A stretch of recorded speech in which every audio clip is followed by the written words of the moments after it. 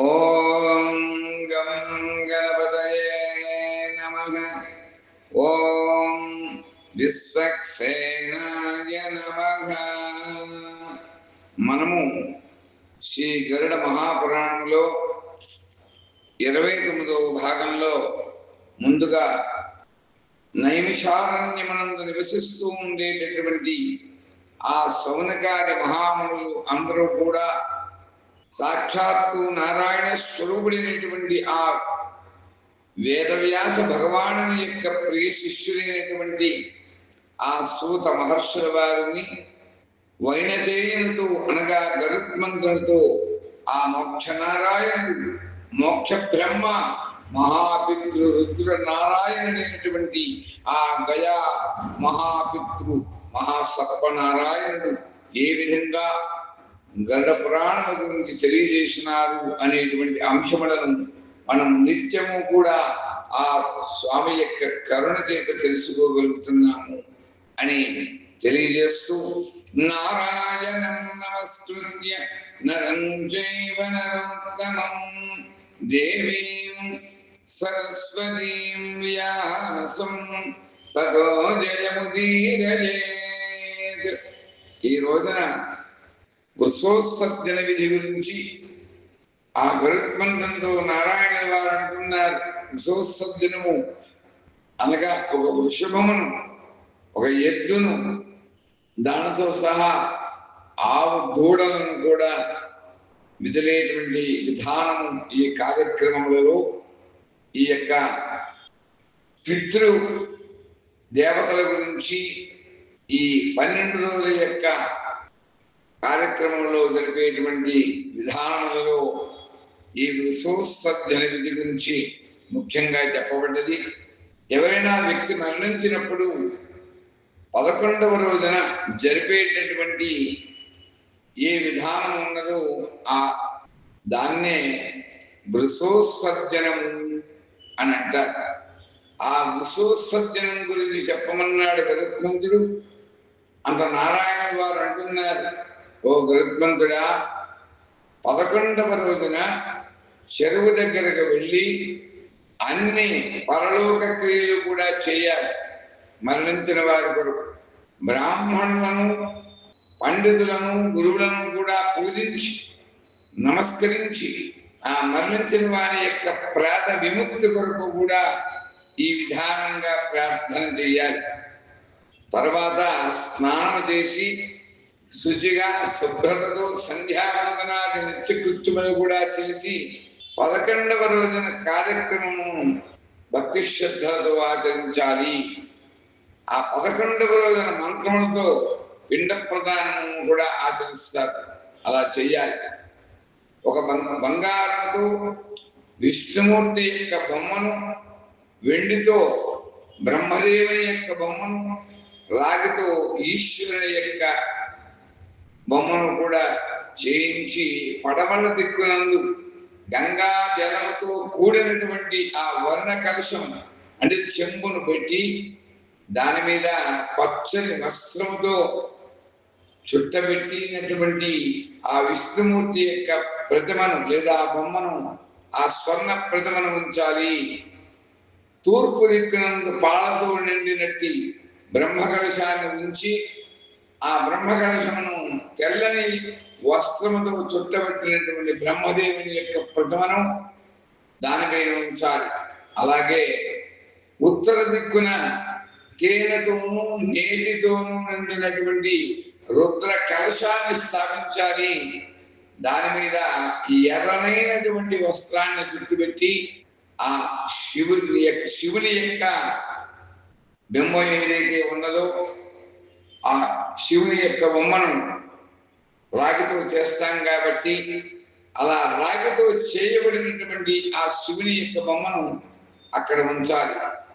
అలాగే దక్షిణ దిక్కునందు ఇంద్రోదకముతో నింపబడినటువంటి యమగడను ఉంచి దాని మీద నల్లనైనటువంటి వస్త్రాన్ని చుట్టి యమధర్మరాజు యొక్క బొమ్మను ఉంచాలి. అలాగే మధ్య భాగంలో మండలాన్ని చేసి అక్కడ దర్భలతో కూడినటువంటి బ్రాహ్మణుని యొక్క బొమ్మను ఉంచాలి. దర్భతో చేస్తారు. దక్షిణ దిక్కునకు తిరిగి వేద మంత్రములతో ప్రాచీన రీతిగా త్రిమూర్తులను కూడా ఉద్దేశించి ఆ త్రిమూర్తులకు తర్పణము చేసి యథాశక్తిగా హోమమును చేయాలి. ఆ తరువాత నిత్య శ్రాద్ధ కర్మను చేయాలి. మన పితృదేవతలు తరించడానికి గోదానము చేసి ప్రేతకు ఇష్టమైనటువంటివి వాడినటువంటి వస్తువులను దానం చేస్తారు. శయ్యా విధానం అనగా బ్రాహ్మణుని యొక్క పాదములు కడిగి క్రొత్త బట్టలతో పూజించి పిండి వంటలతో కూడినటువంటి భోజనాన్ని పెట్టి మంచం మీద బంగారంతో చేసినటువంటి బొమ్మను పెట్టి పూజించి ప్రేత యొక్క బొమ్మతో సహా ఆ చనిపోయినటువంటి వారి యొక్క మంచాన్ని, వాటి పరుండినటువంటి ఆ మంచాన్ని ఆ బ్రాహ్మణులకు దానం చేయాలి. యథాశక్తిగా దక్షిణని ఇచ్చి నమస్కరించాలి. ఈ విధమైనటువంటి ఈ శయ్యాదానం చేత, వృషోత్సర్జనం చేత అలా చనిపోయినటువంటి వారు ఉత్తమమైనటువంటి సద్గతులను పొందుతారు, విష్ణు సాయుధ్యాన్ని పొందుతారు. అలాగే 11వ రోజున యథావిధిగా వృషోత్సర్జనం చేయాలి. వికలాంగం కలిగినటువంటిది అంటే అంగములు లోపించినటువంటిది, రోగగ్రస్తమైనటువంటిది, లేతది అయినటువంటి ఎద్దు ఈ వృషోత్సర్జన విధానానికి పనికిరాదు. ఎర్రని కళ్ళు, కొమ్ములు, డెక్కలు, కంఠము కలది, తెల్లని కడుపు కలది, నల్లని వెనుక భాగం కలిగినటువంటిది, రాగి రంగు కలిగినటువంటిది అయినటువంటి ఎద్దును బ్రాహ్మణులకు నునుపైనది ఎర్రని రంగు గల ఎద్దును రాజులకు, పచ్చని రంగు కలిగినటువంటి ఎద్దు వైశ్యులకు, నల్లనైనటువంటి రంగు కలిగిన ఎద్దును అన్య జాతి వారికి వారి వారి గోత్రనామములు చెప్పి దానమును చేయాలి. మరి తోక, కాళ్ళు తెల్లగా ఉండి శరీరం అంతా రచ్చగా ఉన్నటువంటి ఎద్దు, ఆ ఎద్దును పింగళ వృషభంగా చెబుతారు. అది పితృదేవతకి మిక్కిలి ప్రీతికరమైనటువంటిది. మనం నాసికారంభంలో చెబుతాం, కుడివైపున ఉండేటువంటిది పింగళ నాడి, ఎడమ వైపు నుండి ఇలా మధ్యలో ఉండేటువంటిది సుషుమ్నా నాడి. అయితే పెద్దలు అందరూ చెబుతారు, ఎవరైతే సూర్యుని ద్వారా వారి జీవక్రియ ఆగుతుందో, ఆ జీవన క్రియ అంటే ఉచ్ఛ్వాస విశ్వాసములు ఉండకపోతే ఆ శ్వాస బంధించినప్పుడు, ఆ శ్వాస లేనప్పుడు ఇంకా మరణించినట్టు లెక్క. అలా సూర్యుని ద్వారా మరణించిన వాడు తిరిగి ఈ లోకంలో జన్మించేటువంటి అవకాశం లేదు. చంద్రనాడి అంటే చంద్రుని ద్వారా ఎవరైతే అలా మరణిస్తారో అటువంటి వారు సృష్టికి కాదికారకుడైనటువంటి చంద్రుడు కాబట్టి అటువంటి వారు తిరిగి పునర్జన్మను పొందుతూ ఉంటారు అని మనకు పెద్దల ద్వారా తెలియబడుతూ ఉంటుంది. అలా ఎందుకంటే సూర్యుడు నవగ్రహములలో ఆత్మకారకుడు, చంద్రుడు మనఃకారకుడు. ఆత్మ చైతన్యం పొందిందా పునరావృత్తరహితమైనటువంటి శాశ్వత బ్రహ్మలోక నిత్య నివాసాన్ని పొందుతాడు. అదొక్కటే తార్కాణం. చంద్రుడు ఎవరయ్యా? మనఃకారకుడు కాబట్టి మనస్సు ఎప్పుడు కూడా కోరుతూ ఉంటుంది అనేక కోరికలు. అందుచేత చంద్రుని ద్వారా ఎవరైతే ఆ చంద్ర నాడి ద్వారా వారి యొక్క జీవన విధానము పంచభూతములలో కలిసిపోతుందో అటువంటి వారు తిరిగి ఇక్కడనే అనేక జన్మలు పొందడానికి ఆస్కారం ఉన్నది. అది ఇప్పుడు కూడా చెబుతున్నారు. ఆ విశ్వసర్జన విధిలో కూడా అలా ఉండేటువంటి ఆ ఎద్దుకి పింగళ వృషభంగా చెప్పారు. ఎంత తార్కాణమైనటువంటి హిందూ ధర్మశాస్త్రము చూడాలి. ఆ పింగళ వర్ణమైనటువంటి ఆ వృషభము పితృదేవతలకు మిక్కిలి ప్రీతికరమైనటువంటిది. సూర్యావిష్ఠేతు సంప్రాప్తే సూర్య పూజాంచకారేత్ సూర్య ధ్యానం ప్రవక్ష్యామి ఆత్మపీడోపశాంతయే. మరి ఎవరి యొక్క ఆత్మ? పితృదేవతల యొక్క ఆత్మ. ఆ పితృదేవతలకు ఆత్మ చైతన్యం పొందాలన్నా, ఆ ఆత్మ సద్గతిని పొందాలన్నా, ఆత్మోన్నతి కలగాలన్నా ఆ పింగళ వర్ణమైనటువంటి వృషభంగా అది ప్రీతికరమైనటువంటిదిగా గ్రంథముల ద్వారా కాదు, సాక్షాత్ విష్ణు భగవానుడే గరుత్మంతుడు తెలియజేస్తున్నాడు. అలాగే కాళ్ళ మీద, ముఖము మీద తోక తెల్లగా ఉండి శరీరమంతా కూడా గోధుమ వర్ణంలో ఉన్నటువంటి వృషభాన్ని నీలము అని వ్యవహరిస్తారు. మరి శరీరమంతా ఎర్రగా, తోక తెలుపుగా, కొమ్ములు పచ్చగా ఉన్నటువంటి ఎద్దును రక్తనీలము అని పిలుస్తూ ఉంటారు. అన్ని అవయవాలు కూడా ఒకే రంగులో ఉండి తోక, కాలిడెక్కలు పచ్చ రంగులో ఉన్నటువంటి ఎద్దును నీలపింగళ అని వ్యవహరిస్తారు.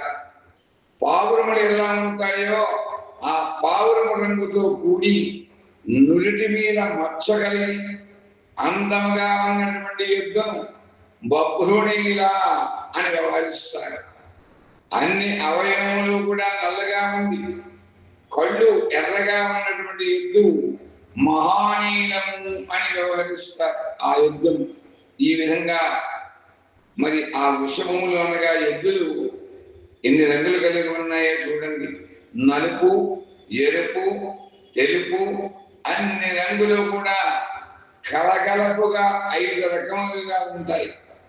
అలా పై లక్షణములు కలిగినటువంటి ఎద్దులను వృషోత్సర్జన విధిలో విడవాలి, వృషోత్సర్జనంగా విడవాలి. దీనికి ఒక ఇతిహాసంలో ఒక పాత కథ కూడా ఉన్నది.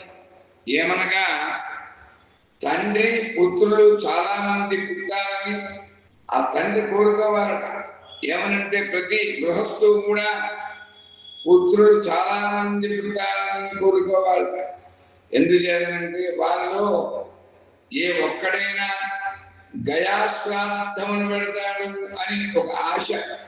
దాంట్లో ఎంతమంది పుత్రులు ఉంటే కనీసం ఒక్కడైనా గయకు వెళ్ళి శిరోగయ, నాభిగయ, పాదగయ అనేటువంటి క్షేత్రములు ఈ భారతావరణలో ఉన్న ఈ కర్మభూమిలో ఆ గయ క్షేత్రములకు వెళ్ళి గయాశ్రాద్ధమును పెడతాడు అనేటువంటిది ఒక ఆశ, ఒక ఆలోచన.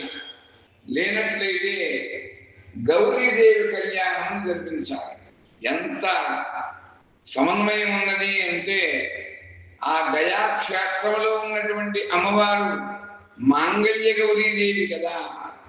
గయా మాంగళ్య గౌరిక అంటాము. అష్టాదశ శక్తిపీఠ స్తోత్రములలో గయా మాంగళ్య గౌరి అని చెబుతాం.